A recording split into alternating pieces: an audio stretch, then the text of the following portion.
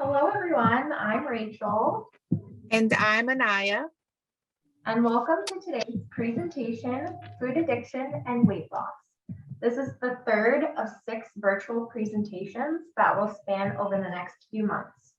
The link to our website where you can learn about all of the upcoming past and upcoming presentations is in the chat. We are graduate students at the CUNY School of Public Health. We're working together as interns with the Coalition for Healthy School Food. We are excited about tonight's program and hope you will join us in the upcoming presentations as well. While we welcome all to these presentations, they have been designed for parents, caregivers, and people who work in schools, including food service staff. And we'd like to give a special thank you to all the food service staff as we recognize how hard you work to feed our kids always, but especially so with all the extra challenges during the pandemic. Tonight's recording of this presentation and the prior to will be emailed to you once they're available. So tonight we have 2 speakers joining us. Our first speaker this evening is Dr. Shayla Toombs-Withers. Dr. Toombs-Withers has practiced a plant-based diet for over 15 years, and over the past 5 years, she's moved to a vegan diet. She founded the Essence of Health Wellness Clinic in Chattanooga, Tennessee in 2019, so she could combine her deep knowledge of medicine and plant-based nutrition and athletic training to provide comprehensive primary care to her patients using a direct primary care model. And our second speaker this evening is Chef AJ. And Chef AJ has been devoted to a plant-exclusive diet for over 43 years. A chef, culinary instructor, professional speaker, she is also the author of the popular book, Unprocessed: How to Achieve Vibrant Health and Your Ideal Weight, which chronicles her journey from an obese junk food vegan faced with the diagnosis of precancerous polyps to learning how to create foods that nourish and heal the body.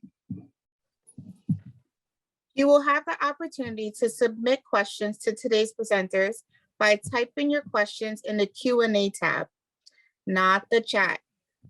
You may submit your questions at any time during the presentation. We will answer as many as we can during the second half of the presentation. Each speaker will talk for 15 minutes, and then we will have our Q&A. And finally, we will have you fill out our closing questionnaire. And remember, filling out the pre and post questionnaires make you eligible for the prizes from Knife Hand Nutrition. And now, here's Dr. Toombs-Withers. Alrighty. Well, I am Dr. Shayla Toombs-Withers, and I am so excited that you all are here with Chef AJ and I this evening to enhance your knowledge on food addiction and its impact on weight. So let's dive in. Take a look at this photo. Now, for many, especially most of our school-age children, this photo on the right will look very appealing. It may actually cause some to begin salivating just looking at it. This is due to the signal response to our brain that sends signals to our gut. Think about all of the feelings that you may have experienced or that you may currently be experiencing by just looking at the photo on the right. For some, it may trigger elation as candy and other similar treats are seen as rewards. For others, the hamburgers and the pizza may have that same effect. That feeling of elation in the brain sends signals to the gut to start releasing stomach digestive juices even before you eat the food, making your appetite even more insatiable for these foods. Now, take a look and focus at the picture on the left. It's actually bright and colorful, and it's just as filling as the food in the photo on the right. However, it may not be sending those same signals from your brain to your gut. In today's talk, we'll explore why this occurs.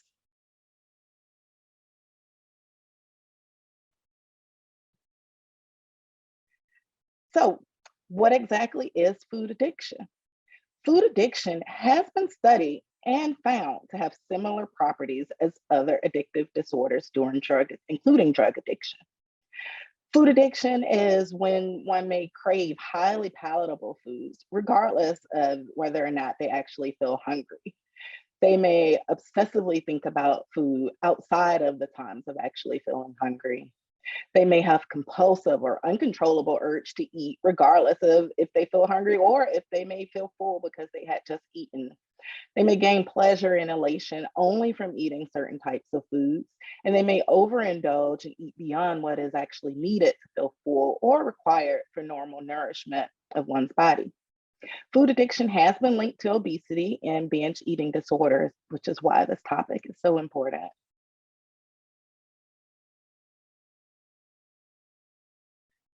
So let's discuss more about the how and the why food addiction occurs. So think back to the picture that was on the right in that first slide that we viewed. It contained hamburgers, pizza, candy, other desserts, kind of all of those, things that people think that are just delicious and that we, like to look forward to eating. But certain foods, as these types of foods, can trigger that part of the brain that enhances a feeling of pleasure and happiness. However, this surge of hormones triggering this surge of pleasure is greater than what should normally be produced when we're just focused on just nourishing our body in a normal and healthful way. Repetitive overstimulation of this pleasure center of the brain leads to cravings as one is constantly seeking that same level of pleasure and happiness and euphoria, that reward that they have previously received from eating these foods.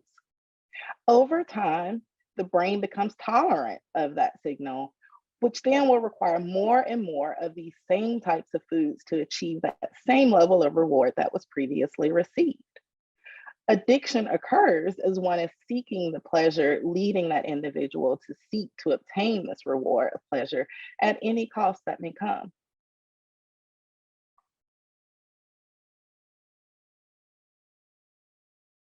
This photo of the brain goes into further detail of the exact parts of the brain that are triggered in substance use disorders.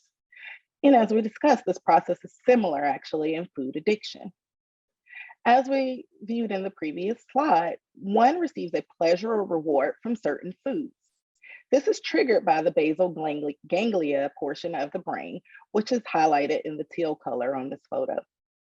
That portion of the brain rewards you with euphoria, an intense type of happiness from eating these foods, then creating a habit to continue to feel the need of achieving that same reward.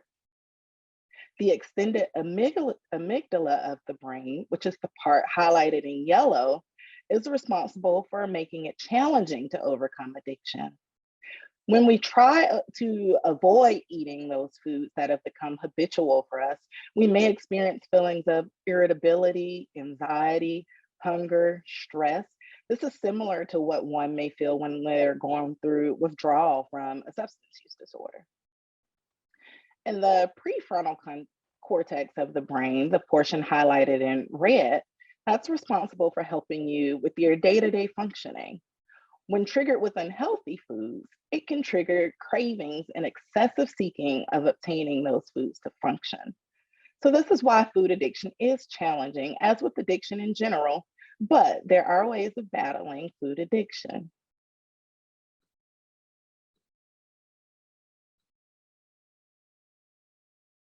First, it's important to recognize what types of food will commonly trigger this addictive behavior. Once again, let's think back to that picture that we viewed in the first slide. That if you recall that photo on the right, it contained all of the main components of food that trigger addiction: salt, sugar, and fat. Salt, think about how you feel when you eat potato chips or French fries or any fried food really that has a bunch of additional salt added. Sugar, those sugary, highly processed foods strongly stimulate the pleasure and reward centers of the brain, setting one in the addiction pattern. Think about the common saying of, "I'm as happy as a kid in a candy store." This phenomenon isn't new. We've always known that sugar triggers euphoria. However, we need to become more aware of the danger of frequently stimulating this reward center of our brain. Fat, cheese is a highly addictive food. It's full of fat and salt, as we now see are two of the main components of highly addictive foods. What processed food companies have discovered is that combining sugar, salt, and fat is the best way to get people hooked on their food. Once those individuals are hooked on their food, they will overconsume the food, they will crave the food, and they will buy more and more of it, boosting the sales, along with boosting the size of your waistline, which is the danger.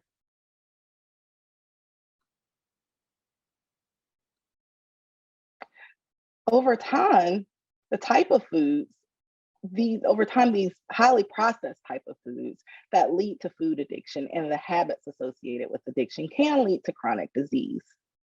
The most common chronic disease that Americans suffer from are most often diet and lifestyle related.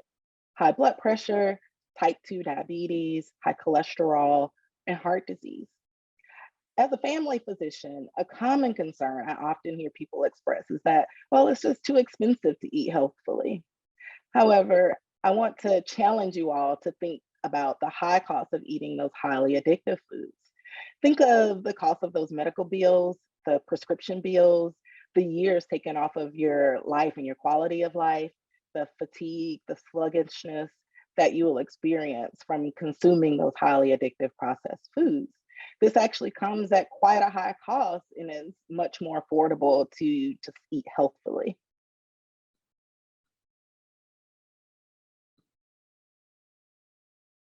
So now that we've discussed the what, the how, and the why of food addiction, let's discuss how one can begin to overcome food addiction. So choose those foods that avoid those brain triggers. So try avoiding salt, sugar, and fat in your diet. Certainly avoid those highly processed foods because we know that the food manufacturers create these foods to contain this dangerous combination of salt, sugar, and fat. Opt for a diet that avoids high glycemic foods, highly sugar foods, including processed grains and concentrated sugar. Don't add salt to your food. Whole food naturally contains the necessary amount of sodium needed for health, so salt really isn't a necessary ingredient that we need to sustain life because it's already going to be in the food as a naturally occurring mineral. Avoid animal fat. Don't choose products marketed as low fat because what food companies actually do is they will typically substitute the fat in the food and add more sugar to still make it more palatable for you.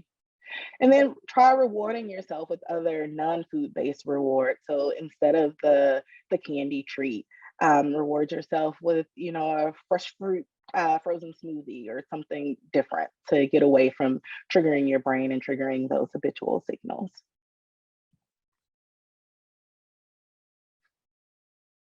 Let's chat more about the salt cravings. So use spices, herbs, citrus fruits to enhance the natural flavor of food. Avoid processed deli meats, cheese, highly processed bread products, and crackers because these all will contain additionally added unnecessary salt. Recognize that salt is commonly found in packaged goods, including your canned goods as well as your boxed foods.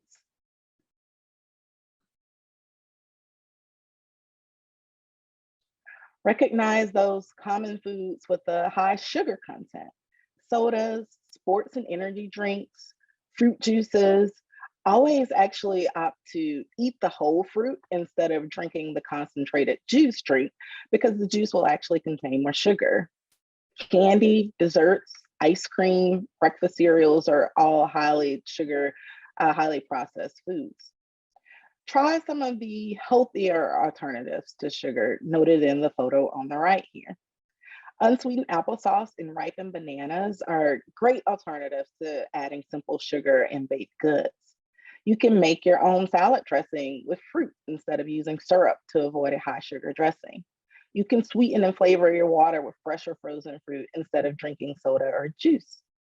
And Chef AJ coming up will have some definitely delicious alternatives for you too.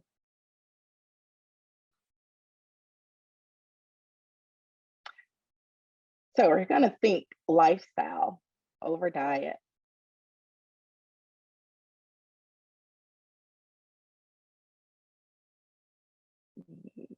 Here we go. Your health and your weight loss. is mostly based upon your diet. The majority of chronic diseases causing illness and death to Americans today are lifestyle-related diseases. A proper diet can not only prevent you from developing certain chronic diseases, but it can also help you to improve and reverse some of these chronic diseases. And a basic approach to eating is choosing foods that resemble the color of the rainbow. Eat lots of plants, some grains, and limit that fat, sugar, and salt intake. The essence of health is in you. Thanks for listening.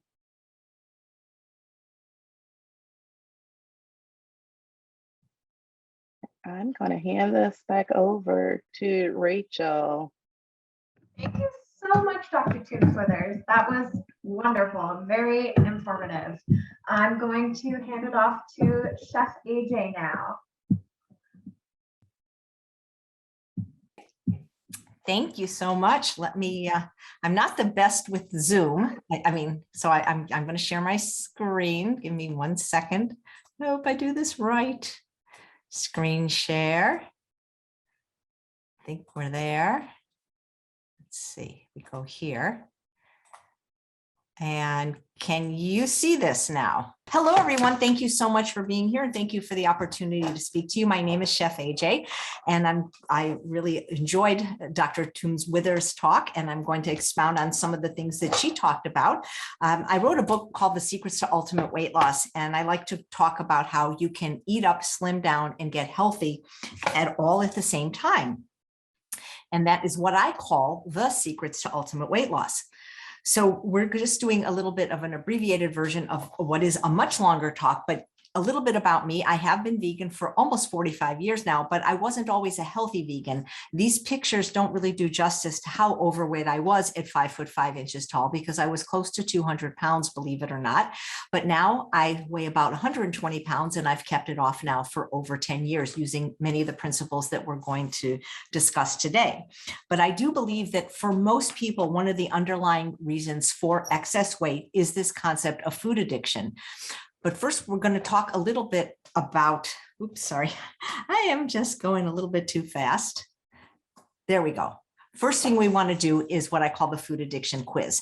And I'm going to read this to you from my book. It's 10 questions. If you have a paper and pen handy, maybe you could just follow along. It's really just yes, no answers. And if you don't, that's okay, because you can just say it to yourself what the answer might be.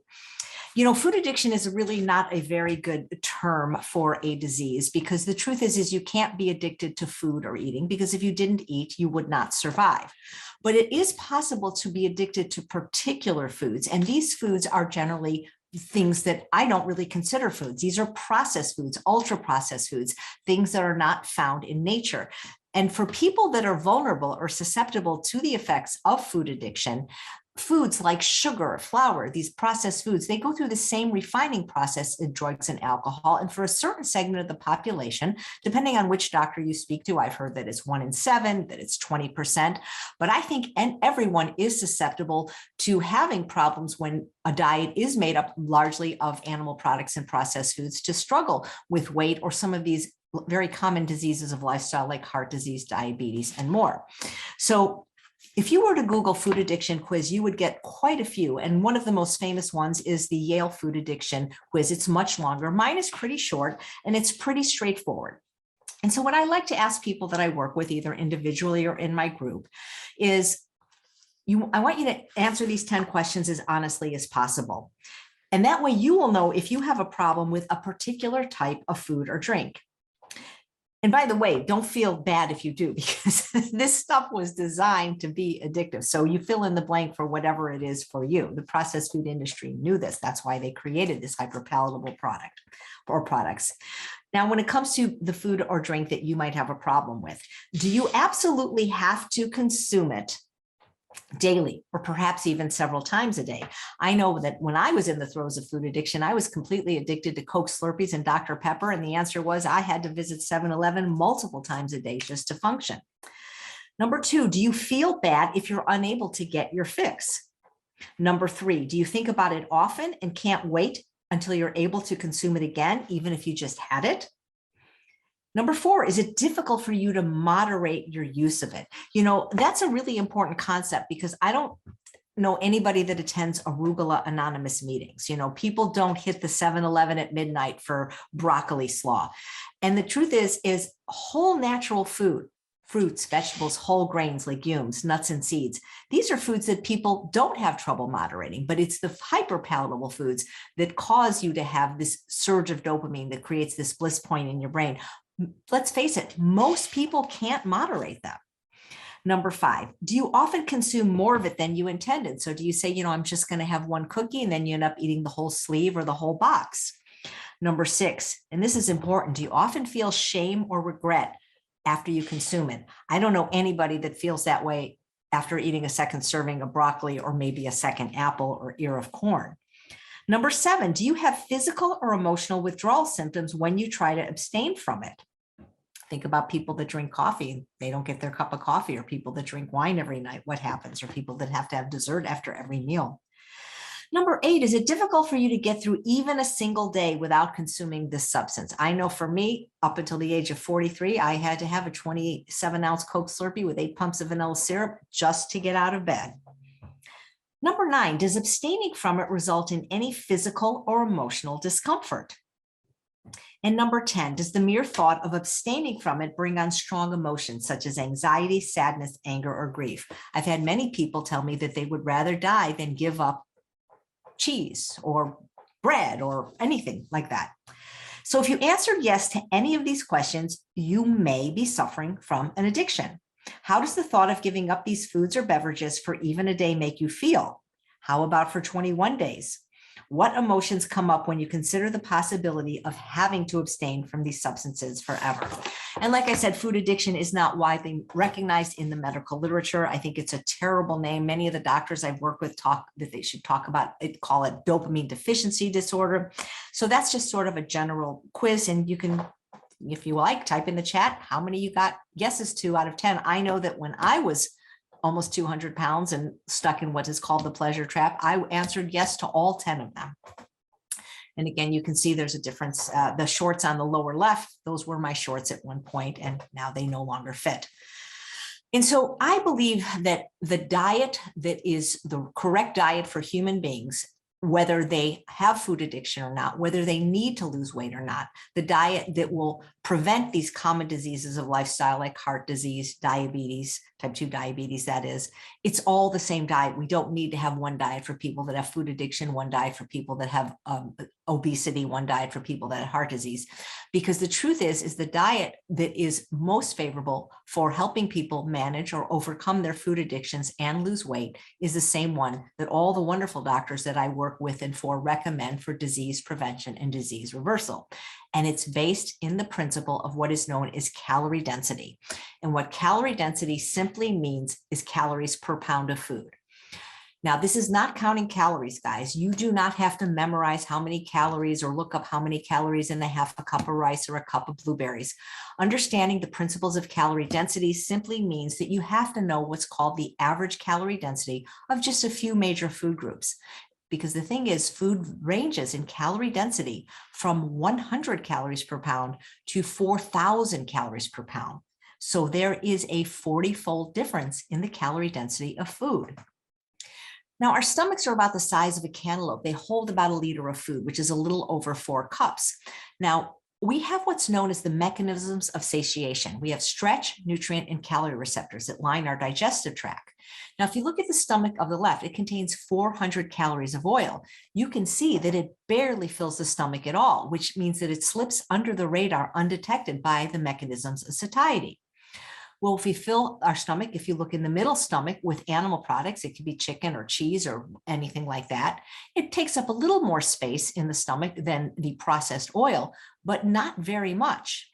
But if we fill our stomach with whole natural plant food, fruits, vegetables, whole grains, and legumes, we can actually eat more food and weigh less because we've activated our mechanisms of satiety at a much lower calorie density, and we can feel full and satisfied at the same time. You see, most diets tell you to eat less food, and that makes about as much sense as telling somebody to breathe less air, because you cannot maintain a diet style that leaves you hungry. And when you understand and implement the principles of calorie density, you can literally eat twice as much food and taking half as many calories. And this is thanks to the research of Dr. Barbara Rolls at Penn State University, who studies human eating behavior at her laboratory at Penn State. She discovered that most human beings eat approximately 3 to 5 pounds of food per day. Now, that doesn't mean that I eat as much as, say, one of the famous vegan bodybuilders, but that we all consistently eat about the same amount of food per day by weight.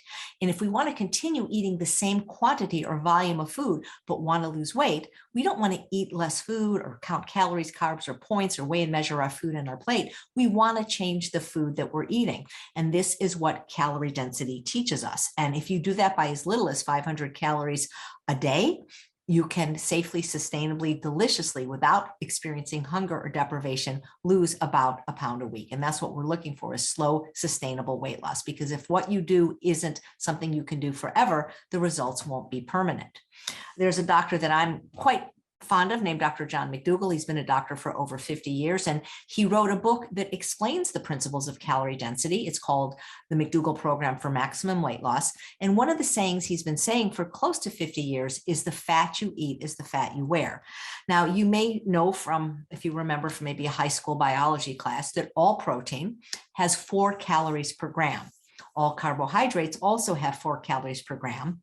Alcohol has almost double at 7 calories per gram, and fat has more than double the calories of either protein or carbohydrate at 9 calories per gram. And this can be very important if weight loss is your goal. Now, this is my calorie density chart.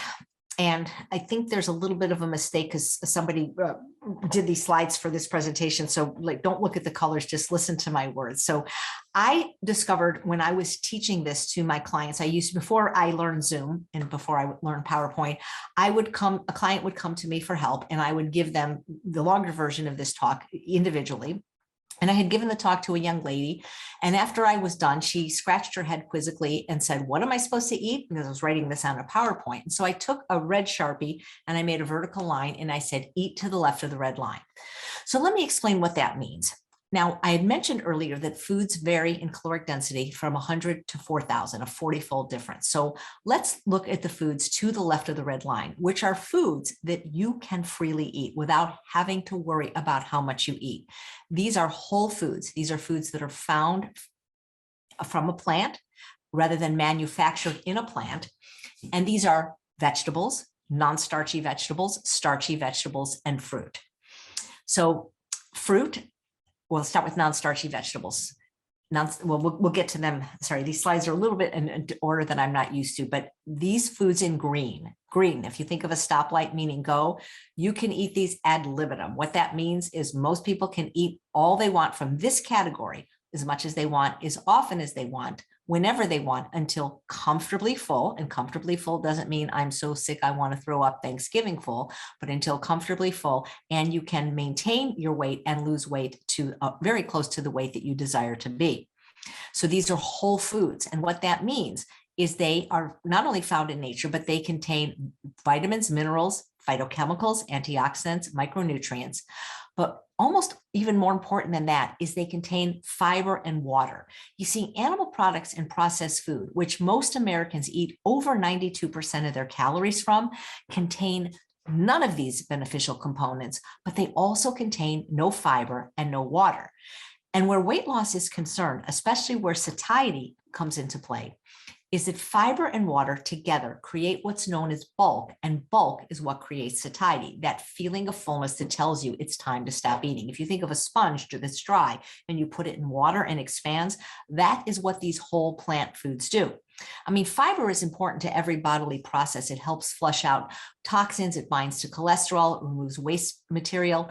It exits the digestive tract very slowly, so it keeps you full for longer. It's important to every bodily process, but what's really cool about fiber is that it tricks the brain into feeling full on fewer calories. Well, animal products have no fiber, and processed food has no fiber and no water. And so in order to feel full eating the standard American diet, you're going to have to eat an unthinkable amount of calories because there's just really no brakes on these foods. They were designed with what's called this concept of vanishing calorie density. Once you pop, you just can't stop. It's like putting a Cheeto in your mouth. It just melts. So you never can experience satiety on these foods. So these foods I put in red. Now, avocado should actually be in green because avocado is a whole natural food. It's just a bit higher in caloric density than our species evolved at. Our ancestors evolved at a calorie density of about 700 calories per pound.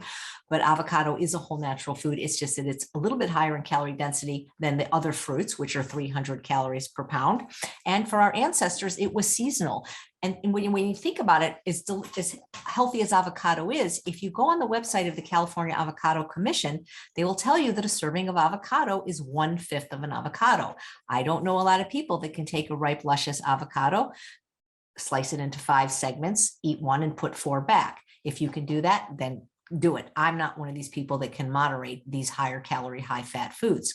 You know, a lot of people are afraid of fruit, but fruit has only 300 calories a pound. And, you know, fruits and vegetables are mostly water. It's impossible to be overweight eating just fruits and vegetables because there are people that do it. They're known as fruitarians or 80-10-10 low fat raw foodists. People, when they say I can't eat fruit, I get diabetes. Well, fruit is one of the healthiest things you can eat if you're trying to lose weight, and especially if you're suffering from food addictions, because that's where we want you to get your sweetness. As a matter of fact, most fruit is a lot lower in caloric density than 300 calories a pound. We round up to accommodate for some of the higher calorie fruits like bananas and things like that, but berries are 200 calories a pound. And, you know, things like zucchini, eggplant, tomato, bell pepper, okra, cucumbers. These are fruits, believe it or not. And they're 67 calories a pound. Another food group that a lot of people are afraid of are the starches, but these are what is going to really make you feel full and satisfied. Potatoes, sweet potatoes, winter squashes, whole grains, legumes. This is where you're not only going to get ample protein, but you're going to experience the feeling of fullness that you might be missing if you give up meat or reduce it greatly. So meat, beef, pork, chicken, calorie density of 800 to 1100 calories per pound. But if you take some of the higher fat animals like pork, like certain fatty fishes like salmon, those are really about 1600 calories per pound. Now there are foods, and these are like nuts, seeds, nut butters, tahini. These are very healthy foods, but they are very, very calorically dense. And so my advice to people is to moderate them, maybe, maybe an ounce a day, or maybe none at all for a little bit while you're losing weight. But the foods in red, like the refined carbohydrates, like the flour, the bread, cheese, sugar, ice cream, and oil, 4,000 calories per pound, chocolate, this is where all the food addiction lies. Like I said, people don't get addicted to a whole natural food. They don't even really get addicted to meat unless it's cheese or it's fried or, things like that, something that's been done to it where a lot of sugar, oil, and salt has been added. But all the food addiction lies in those categories of these processed foods. And unfortunately, even if they were healthy, which I don't believe they are just too high in caloric density for the average person. Now realize we have 75% of our population overweight or obese now, and the numbers are growing. The caloric density of these foods is just too high for most people to eat on a regular basis and be able to achieve a healthy weight. And so for me, as a recovering food addict, it's a lot easier for me to abstain from them than to try to do this dance of moderation and always be teasing my neural circuits and be stuck in the cravings for these foods. Oil is something that is, in my opinion, not even a food. It's a triumph of marketing over science. It's literally the most calorically dense food, and I use that term loosely, on the planet. It has no fiber, it has no nutrients. It slips under the radar undetected by the mechanisms of satiety. It contributes to things like heart disease and diabetes, and it's really not necessary for cooking. It's not necessary for health. Yes, you need fat, but all whole natural food has fat, believe it or not. Even fruit has trace amounts of fat. 3% of the calories in green vegetables are fat. 20% of the calories in oats are fat. So if you're going to eat fat, eat it in its whole food form, not its processed form like oil. And there's just so many more things I could say about how detrimental oil is, but mainly for weight loss, I don't see people being able to achieve it when they are consuming oil. So non-starchy vegetables is really the ticket. Most Americans eat less than 10% of their calories from vegetables. Some eat none at all. I know that was me until I was 43. That's how I ended up with the beginning of colon cancer, from a vegan diet that was devoid of any fiber and water, because basically I just ate processed food until the age of 43. But non-starchy vegetables, you basically burn more calories in the chewing of them than in it. So one of the secrets to weight loss is whatever you eat, even if you don't want to go all the way with a plant-based diet, if you just increase the number of non-starchy vegetables, assuming you're not adding bacon or cheese or oil or butter, but the more vegetables you eat, the leaner you'll be. They did a study at Tufts University, and they found that the people that eat the most vegetables consistently have the lowest body weight and BMI. And if you look to cultures around the world that don't struggle as much with obesity, like the Asian population, well, unless they're eating our diet, it has about a 3% obesity rate. These are cultures that traditionally eat lots of vegetables, even including them for breakfast. So the more vegetables you eat, the leaner you'll be. And if you just Google non-starchy vegetables, you'll see a list like this, which means you could literally eat one every single day and not repeat. I think one of the reasons people don't eat a lot of vegetables is because you have to understand that whenever you eat food, you get dopamine released. But the higher the calories in the food, the higher the caloric density, the more dopamine is released. So you don't get anywhere near the amount of dopamine from non-starchy vegetables as you do from chocolate or sugar or oil or bread or ice cream. A lot of people don't like the taste of vegetables, but the truth is we develop taste preferences for what we habitually eat. And the more you eat vegetables, the more you will learn to like them, especially greens, because greens have a compound in them called thylakoids. If you struggle like I did with sugar addiction, thylakoids not only block fat absorption, but it turns off the hunger switch and will help you fight cravings for these unhealthy foods. It takes about 15 times to eat a food for it to become a preferred food. So you may not like it, but if you keep doing it, you will learn to love it, especially when you see what it does for your cravings, your brain chemistry, and your weight. And plus, the nice thing about implementing the principles of calorie density is you don't have to worry that you're not getting enough nutrients, because the way God or nature or whatever you believe in, the foods, these whole plant foods that are the most calorically dilute are also the most nutrient dense. So Conan O'Brien has said since the first time since 2007, the FDA has approved a new device to treat obesity. This amazing breakthrough is called a vegetable. And that really is one of the biggest secrets to weight loss. I recommend that every meal you eat, every snack you eat, every time you go back for seconds or thirds, if you fill half your plate with non-starchy vegetables, you will see you will be able to whittle away the pounds and greatly minimize, if not completely get rid of any food addictions you have. So again, here's the chart again, and you see that as we move to the right and increase calorie density, these are the foods that most people are eating.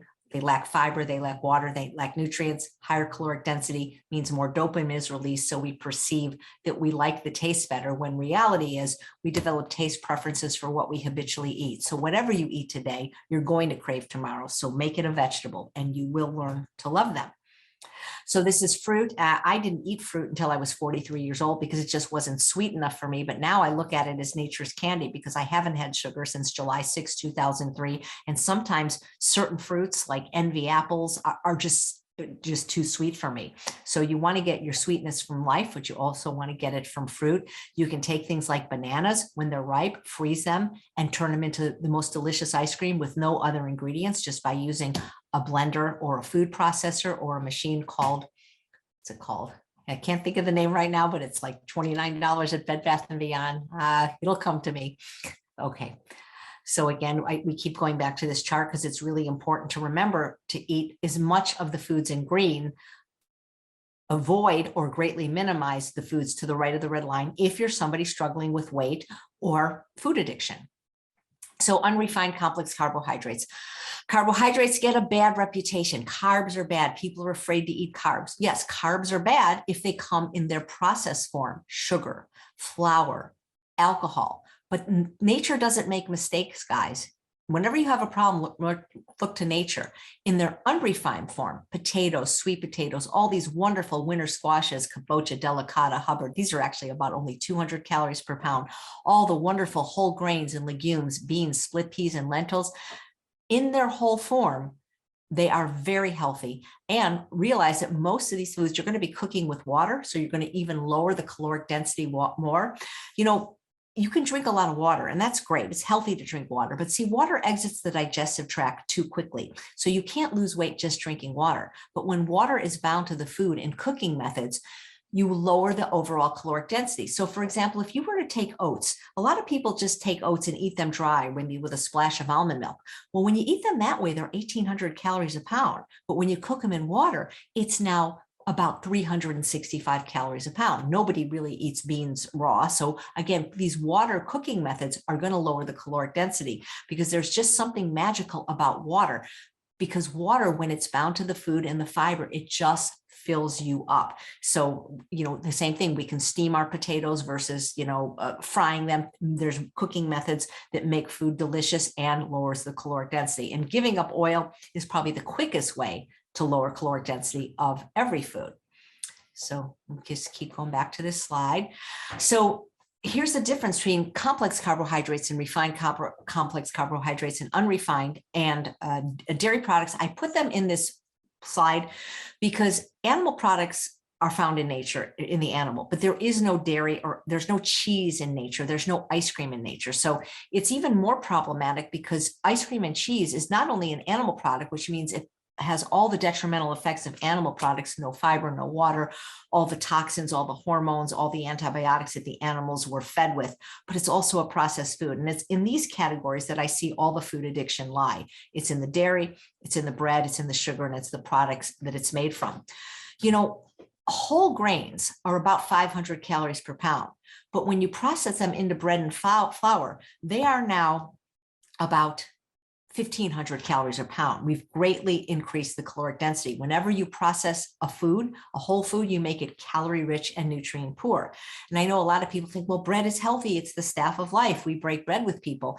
Well, I mean, it's healthier than probably potato chips. But the truth is, if you're struggling with weight or food addiction, it may not be the right food for you because, as I mentioned before, sugar and flour go through the same refining process as drugs and alcohol. And for those that are susceptible to this, it is more drug-like than food-like. And also it's much higher in caloric density. So if I were to eat 500 calories of brown rice, which I often do, I would feel full and satisfied. I'd be activating my mechanisms of satiation. But if I take that same 500 calories of rice, grind it down into a flour to make a bread or a pastry, it takes about 3 times as much, about 1,500 calories of that rice to fill the same space in the tank. Also, what happens is the glycemic response is much higher when you have a food like bread than when you eat a whole grain that the bread is made for.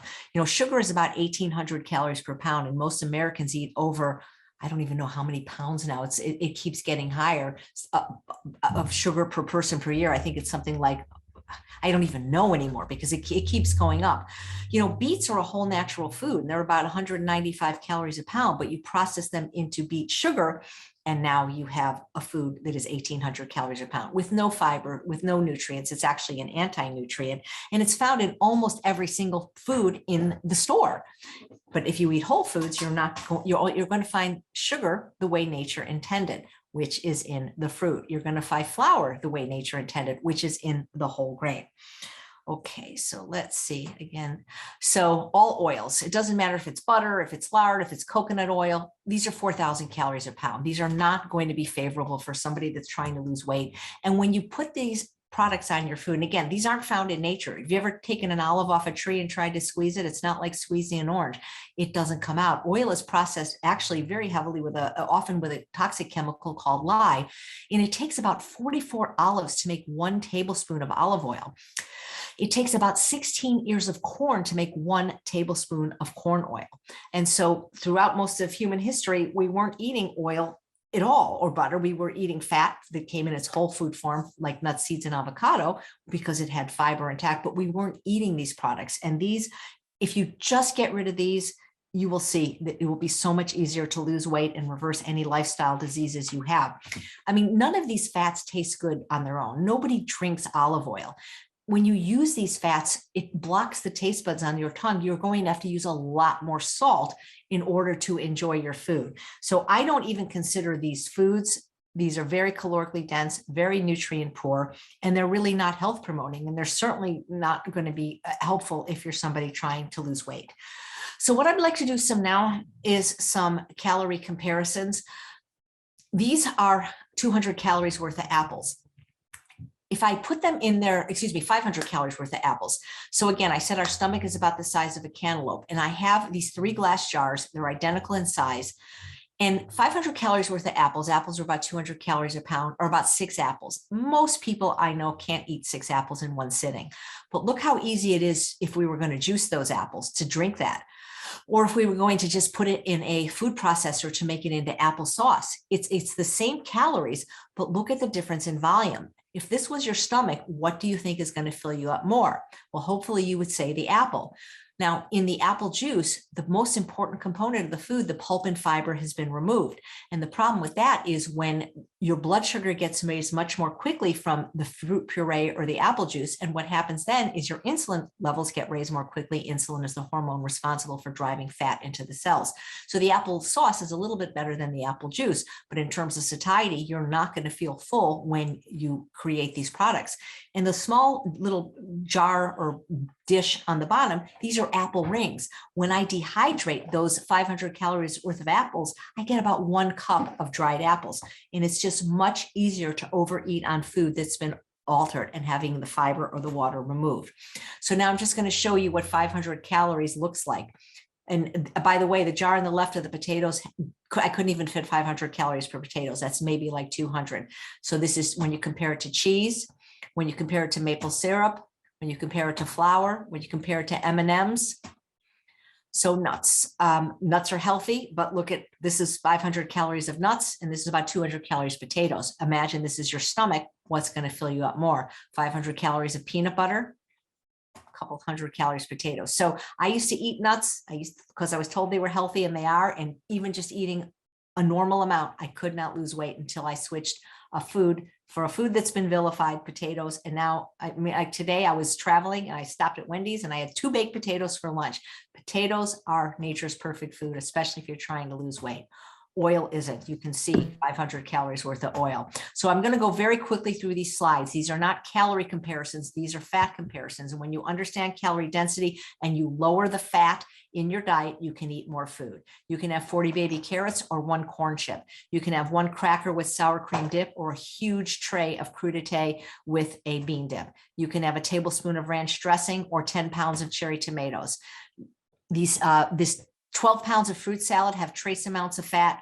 An Egg McMuffin, 25 grams of fat. The more you eat at the Golden Arches, the sooner you'll reach the pearly gates. And you can't have $1 million figure if you eat from the dollar menu. A fun-sized bag of M&Ms or 13 apples, same amount of fat. Huge bowl of vegetarian chili or the world's smallest piece of pizza, the world's smallest hot fudge sundae, or a huge bowl of sorbet, which you can make. The name of the machine is the Yonana's machine.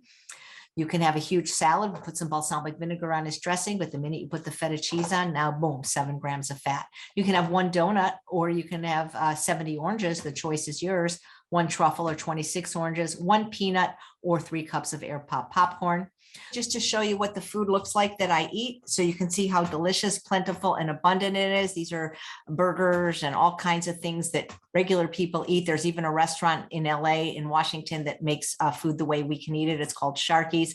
These are salad bar restaurants. This is about the quantity of food I eat at a meal. You can see the bigger the plate, the smaller I get. Substitutions: instead of frying fries in oil, you can use an air fryer with no oil. And you can just see some of these slides. And these are just some of the people that follow the principles of calorie density. You can see it works on men, women, all ages. These are real people that I've worked with. She lost almost 300 pounds. So I wrote this book. I got this new book coming out in a couple of weeks, and that's my website. And that's that. And thank you so much. Again, thank you so much. This has been so insightful and inspiring. Both of you have a lot of great information for change. Now you can answer some of the questions in our Q&A. I can start to give Chef AJ a little breather here. Yeah. Let me look down the list. So I guess the first one, Magda here, how I can do whole plant-based diet for 2 weeks, then I give into bad food. How do I continue on the right path? Yeah, so habits are, one of those things that can, in general, be a hard thing to break, as with anything. But the key to it is sticking to it. And if you have a moment where you may make a bad choice, just pick back up at that next time. and keep going. Don't think of it as a all or none type of thing. It's not that nobody's perfect, and don't think that it has to be perfect, but just that you're continuously on that right path of progress. So, um, always, like Chef AJ mentioned, just always thinking about adding fruits and vegetables to every time that you eat is one good way to get started. So even if you may make one bad choice, but then you still have those fruits and vegetables that you're eating to kind of back up on for yourself. And that's a good way of resetting those habits and putting you on that cycle to healthier habits of getting you there to your goals. Yeah, and I would just say maybe get support. Yeah. Another one was, is there a problem with grains, including whole? I read a few articles that claim they are no good for the body. Yeah. So in terms of whole grains, it's the type of whole grains. So if you think back to some of the pictures that we both presented, so when you're thinking of those grains like flour-based foods or bread even, or those more processed type of grains, those are the things you want to steer clear of. And the reason for that is because it will spike the sugar in your bloodstream, and it will cause your body to release more and more insulin. Over time, you become insulin resistant, and that's what increases one's risk of diabetes. And so you want to have more of those whole foods and those foods that are as least processed as you can get them. So when you think of grains, think of oatmeal, your unsweetened oatmeal. Still cut oats are a great oatmeal to get. They haven't been as processed as your bread, on the other hand, would be. There's farro, there's bulgur, there's so many other options beyond what we typically think about. But just think of getting those grains in as close as form as how they come as you can, and not those forms that have been highly processed and highly broken down beforehand. You want your body to do that processing and not some machine.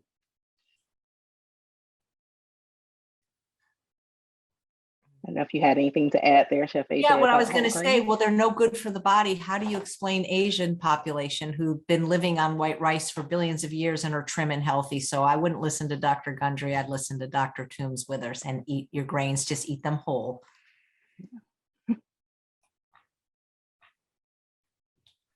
How long does it typically take to break food addiction and form stick to new habits? Well, addiction, think like I presented with the scientific data, is that food addiction is similar to substance use disorder. And so if you think about that, it can be a lifelong thing. It's not that, one day that a switch can suddenly click. But the thing about it is knowing what those triggers are, and especially for yourself, so that you can actively avoid those triggers. For example, a drug addict, you wouldn't want to put those drugs that they're addicted to right before them. So kind of the same thing with food addiction. So knowing what those triggers are for yourself, and actively avoiding those triggers, and always being mindful that those things can be triggers for you.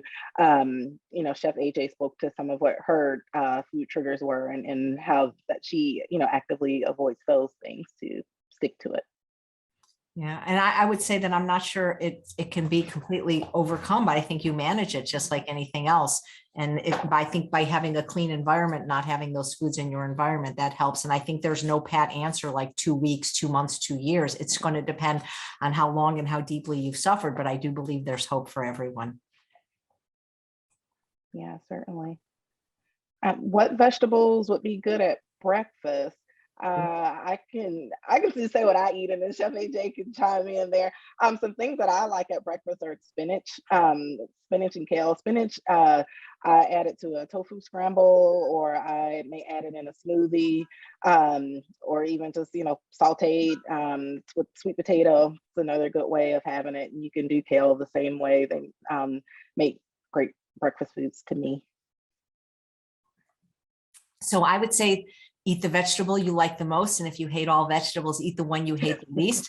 So a lot of people need to start out with a green smoothie, which, of course, you're going to need some fruit at first, but that's really a good way to get by any greens necessary. I find that it's how you cook the vegetable makes the biggest difference.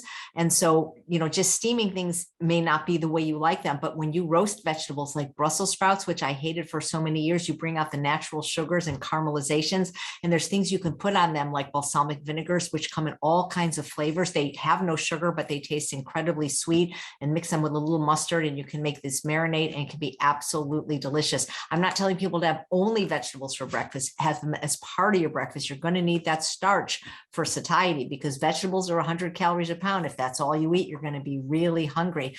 So yeah, any way you can sneak them in. For sure. And what is your take on vegan substitute foods as a replacement to dairy? For example, vegan cheese. Vegan cheese really it's just oil. I don't know, there may be one of the talks where they talk about food labels particularly, but that's one of the things I often dive into with patients and clients, is reading those labels. And if you look at the label on a vegan cheese product, it's oil, predominantly coconut oil. Coconut oil is a highly saturated fat food that can increase risk of cardiovascular disease. So I would recommend, avoiding the vegan packaged cheeses as much as you can. Yeah, I mean, they're definitely better for the planet and for the animals, but they are very high in fat and high in caloric density. And I think the reason people like cheese so much is because of that compound in it called casomorphine, which is an opiate-like effect for the brain. You're not going to get that from vegan cheeses, although they taste amazing. But if your goal is weight loss, they are generally very high fat, high calorie. If you need them in a transition, that might be a better choice. It really depends what your goals are. But they're definitely better than dairy cheese, but they're not really a whole food. Right. And you can certainly, make some cheese alternatives. I will say, people say, well, if you haven't eaten cheese in a long time, you don't know what cheese tastes like. And so when you're first transitioning, it may not actually taste like cheese to you, but you can make some recipes where you can make cheese out of carrots and potatoes. You can make cheese from cashews. You can make, there are a lot of plant-based recipes out there to make cheese from actual vegetables and ingredients, spices, versus even just buying the prepackaged oily alternative cheeses. And so, that can be an option. Yeah, and those faux cheese sauces can taste really delicious. Yeah, I think so too. But I've had some non-vegans say that doesn't taste like cheese at all. But I think it's one of those things where, you get used to it over time. Yeah.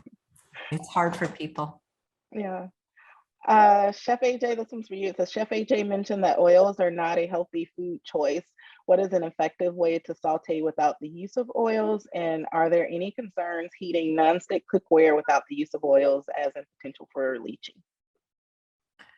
Well, there's so many ways to saute without oil, and I have a whole YouTube channel with like thousands of videos on it, and so many chefs can teach you this on YouTube, or you just use anything, meaning you can use water, you can use low sodium or no sodium vegetable broth, you can get a good nonstick pan, or a green, it's called what's it called, a copper chef, or a green, I don't know, there's so many kinds, waterless cookware. But really just watch a video. I actually have a video that says how to saute without oil. You don't need oil at all. If you have a good pan, you can dry saute. So oil is a triumph of marketing over science. You really don't need it to cook. And you'll find that not only you'll save the calories, but you'll save money. And the cleanup is going to be a lot easier when you stop using oil. Yeah, totally agree there. Vegetable broth is a good alternative. Using parchment paper and putting something in the oven is another good way of kind of getting that same roasting without using oil on your food. Definitely good cookware is going to be the key there. Good nonstick cookware. Another one, Chef AJ, outside of fresh fruit and popcorn, what are good snack choices that you would recommend after dinner?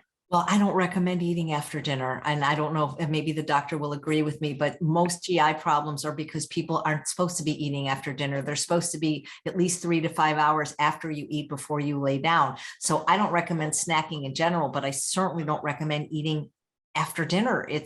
That's why people have problems so much with losing weight. We're not supposed to eat after dark. I mean, it's hard for shift workers that maybe have to do that, but I don't recommend eating after dinner. Eat enough food at dinner so that you're satisfied, because usually when people have to eat outside of meal times, it's not for hunger, it's food addiction or emotional eating.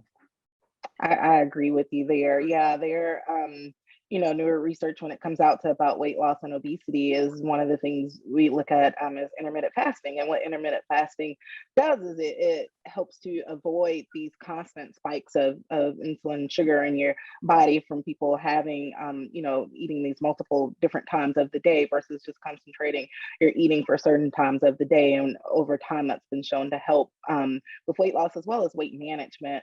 By avoiding adding those additional eating times into your day. So yeah, avoiding a after dinner snack as much as you can would actually be helpful if your goal for sure is weight loss or preventing chronic disease there. I have a saying, if you're not hungry enough to eat vegetables, you're probably not hungry. True. Next question is, what about eggs? Obviously not fried, but poached or hard boiled. Thanks, both presentations were great. Well, as far as I'm concerned, eggs are a chicken's menstrual period, so that's not something I'm putting in my mouth, but I'll let the doctor take this one from the health aspect. Yeah, eggs are still going to be, they're animal products. So they're still going to be a high cholesterol food, a high fat food. There are some instances where people, for one reason or another would still, want to get protein or still want to have their eggs. But I will say, no matter how you cook them, you're still getting that fat, you're still getting that cholesterol. So I would say avoid eggs if you're needing the texture. A lot of things about the way we eat is a lot of mental that goes into that. And so if it's the texture of the egg or the flavor of the egg, that you're looking for, that you feel like you're missing, try tofu. Tofu can be made a number of ways. It can, it comes in a number of textures. It's organic soybeans. It's very little process that goes into it. You can add flavors to it to make it taste and look like your egg. And so, a lot of this is mental. So just kind of thinking beyond that mental side of it, and maybe, using something like tofu to kind of get you over that mental hump of having an egg on your plate for breakfast. There's no fiber in eggs. True. Next question is, can I continue to make homemade smoothies with unsweetened almond milk, with low fat, low sugar, yogurt, and fresh fruit? No. I'm just kidding. We don't know what your goals are. That's the problem. It's hard to answer questions when we don't know is your goal weight loss, because sugar and dairy are addictive products and they're not really health promoting. I agree. I'm not sure what they would be going for by adding the yogurt, and regardless, really, if it's low fat, low sugar, you're not getting great health benefits there if that's what you're going for, because you're starting out good by using your unsweetened non-dairy milk and your fruit. Add some vegetables in there and skip the yogurt. You can get a non-dairy unsweetened yogurt. You can get cashew yogurt that's Forager, for example, no sugar. You can, but and maybe it's the texture thing they may be going for with that question, so that may help. Silken tofu works well in smoothies. Yeah. White beans, cannellini beans also does well. Yeah, in smoothies and sauces. They don't have any taste to them, but they're high in protein, high in fiber. So there's some other alternatives there. What are some tips when eating out to maintain a plant-based diet? There are often such limited choices. Eat before you go. It is hard. Yeah.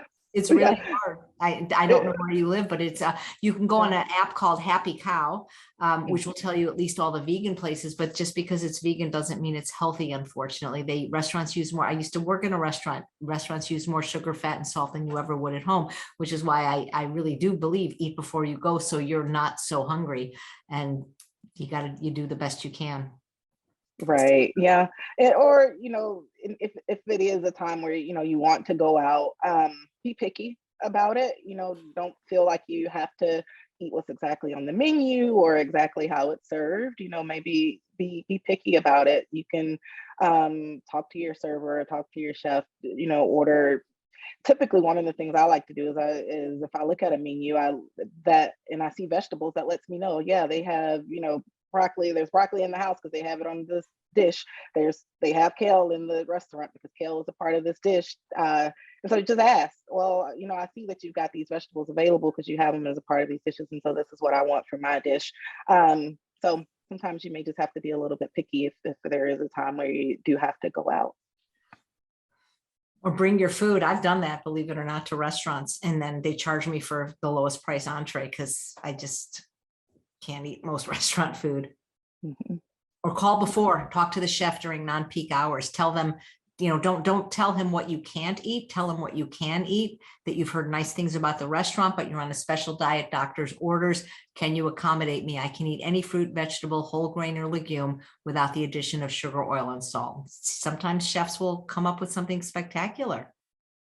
I agree. That's actually a good tip, Chef AJ. I've done that a couple of times, and you'd be amazed with what you're served. It's actually some pretty fantastic food. And one of the times I actually had the chef come out. He said, "I wanted to know who was eating this." And he said, I was excited to make it because it's something that they don't typically do. And so he asked that chef actually enjoyed the challenge of that. So that is definitely a good tip.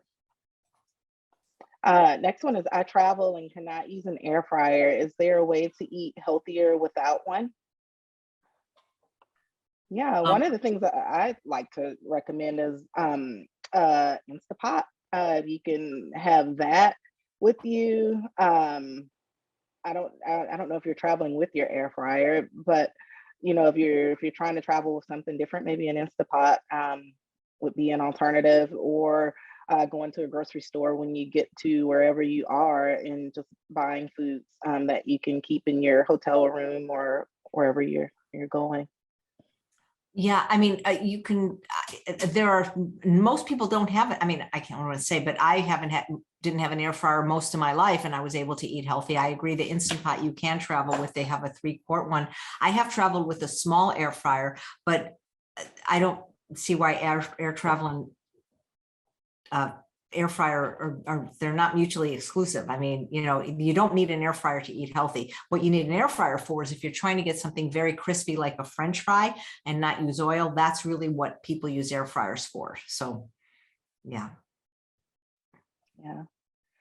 Next question is, how does someone who has not been able to go whole plant-based eating start slowly to introduce proper foods? What do you think, Chef AJ? Well, you start by adding things, like I say, like if you're having, a fruit smoothie for breakfast, you start adding a couple of leaves of kale or a couple of, a handful of spinach. So you start by adding and maybe crowding out some of the other stuff rather than just giving everything up at once. So adding in more good stuff is what I would say for somebody that is not willing or is not able to go all the way right away. Yeah, I will often tell some of my weight coaching clients to start with what they like. For instance, if it's tacos that you like, start with tacos, but use black beans instead of your ground beef. Make a fresh salsa with some tomatoes and jalapenos, and start with what you like, and then build on it from there with making in those plant-based substitutions. Yeah. The next one is, can you clarify why to avoid low-fat food? I often get the low-fat whole grain wheat thins. Should I be getting the regular? My answer is just avoid the wheat thins altogether. Low-fat is a marketing thing that food companies use, and a lot of times, once again, like I said, food labels. I'm really big on having people reading the labels on food. And if you look at the food labels on a lot of low-fat foods, a lot of times they substitute sugar for fat because the company still wants you to eat it. So they still want those addictive ingredients, the sugar, fat, and salt in there. And so they're still going to find a way to get those things in there to you so that you will continue to crave those things and you will continue to buy those foods from them, and make them highly palatable. So a lot of times they'll take some of the fat out and just sprinkle in some more sugar, and there you have it. You still like it, you still want it, and you still buy it. Right. I would say food is not supposed to come in a can, a box, a bottle, or a bag. It's supposed to come from nature. So I don't recommend eating any processed food, whether they're labeled low fat or not. Again, remember, crackers are not found in nature. There's no water. There's very little fiber. And wheat thins, from what I understand, have lots of chemicals and sugar. So we want to get our food from nature, not from a box, a can, a bottle, or a bag. Yeah. Why is the Mediterranean diet touted as one of the most healthful diets if it contains olive oil, fish, cheese, etc.? Because you're comparing it to the crappiest diet on earth, which is the standard American diet. And they were able to achieve results in the blue zones, not because of the olive oil, or the fish, but in spite of it. And they don't eat egregious amounts like Americans, and they're eating tons of fruits and vegetables, and they were plowing fields. So it's better, but it's not best. It's definitely better than a standard American junk food diet, but it's not the best. Exactly. Yeah, I totally agree with you there. Yeah, if you look at the portions of what the true Mediterranean diet should look like versus people who just say, well, I'm eating Mediterranean style and just eating a bunch of oil and cheese, it's a big difference there. Yeah. Yeah. The next question, Beth, I haven't used that caramel extract, and it was from Watson's, and I used to just buy it on Amazon, and I don't use that anymore. So, but that's where you buy extracts, or in cake decorating stores. So the caramel flavoring you can get online or in cake decorating store. Okay. Next one's detoxing and adopting a healthier eating habit. I think we discussed that one above. What would you use as a salad dressing if you did not use oil? What do you recommend, Shayla? Balsamic vinegar. It comes in like 30 flavors, savory, sweet. It's made just from the grapes. It's reduced, so it has 4% acidity instead of 6. I prefer a brand called California Balsamic, but depending on where you live, there's so many stores that sell olive oil that sell it. By the way, hummus can be salad dressing. Salsa can be salad dressing. Guacamole can be salad dressing. There's so many recipes available for free online using nuts and seeds and avocado. There's the sky's the limit with oil-free dressings, and they are delicious. Fruit can be salad dressing. Yeah. What are some tips to reset if you fall off the wagon? I think we discussed that one a little bit more above. I'm trying to get through some of the other ones we haven't chatted about yet. Having lived in Italy for several years, I tend to use quite a bit of olive oil. Any helpful hints on how to cut down on that without really missing it? Any other oil tips you want to throw out there? Well, I think what people like about oil is the high caloric density, so eat higher fat plant foods, use things like nut butters, seed butters to get that hit from a healthier form is what I'm guessing might work. Yeah. Okay. This one's good. How do you get the toppings to adhere to your popcorn without the oil? Don't eat popcorn. No, what you can do is you get a little spray bottle, like a spray bottle of water, and do that. Yeah, that's what Dr. Furman does, little spray bottle. And then what are your thoughts on nut milk? Are they healthy or good substitutes? Yeah, if you're not allergic to nuts, they're fantastic, I think. But there's so many other flavors now. There's quinoa milk, flax milk, coconut milk, soy milk, almond milk, rice milk, banana milk, pea milk. There's just so many kinds of milk. When I was vegan in 1977, they didn't have any of those. So any non-dairy milk is going to be preferable to animal milk, and preferably one without oil and sugar. Most of them have a little bit of salt, and you can actually make your own quite easily. Oat milk is fantastic, by the way. You just take oats and water and blend it. Boom, you got oat milk. Yeah. The only thing I add there is definitely, once again, watch that food label and be careful not to get some of the sugary ones. There are some that are really high in sugar, almost as much as a milkshake if you're not watching that. So when you're buying your nut milk, just certainly look at the food label there and make sure you're getting an unsweetened version. Next one was, why can you have smoothies if you recommended whole foods only? well, you certainly want to have the whole food as much as you can. If you have the option of eating a bowl of strawberries or having a strawberry smoothie, then yes, certainly choose the bowl of strawberries. But if you're trying to have something, quicker on the go, or if you just want to have a smoothie, it's definitely going to be better to have a fruit smoothie than it will be to have a milkshake. So. No, whole food eating food is there's good, better, best. And for somebody that's having bacon and eggs for breakfast, a fruit smoothie is going to be better than an egg McMuffin, but a green smoothie is going to be better than a fruit smoothie. And eating the foods, if you're not trying to lose weight, I don't find there's really a problem with green smoothies, but the satiety in liquid calories is not the same as eating the food whole. If you were to take all the ingredients in your smoothie and instead of blending them, putting in a bowl, you'd see it would be much easier, much harder to finish it because the blender artificially reduces the volume. Exactly. And so it all just goes back to calories, like the discussion was. Adding to the Mediterranean diet question, they have universal healthcare in Europe. Yeah, which is great. Healthcare is great, but if we're eating healthy, we're doing even better and saving ourselves healthcare dollars. And this is spoken from a physician, but yeah. When you squeeze olives, you don't get olive oil, but I don't think that was a full question. But you can milk an almond. Well, I don't know if you can. Oh, you can. An Okay. almond, but you can take an almond that you have soaked a little bit with water and blend it with more water, and that's what we call almond milk. Sometimes people strain it through a bag, sometimes they don't. Yeah, and that's our list. Wow, we tore through those and we got you. Did such a great job with that. Perfect timing.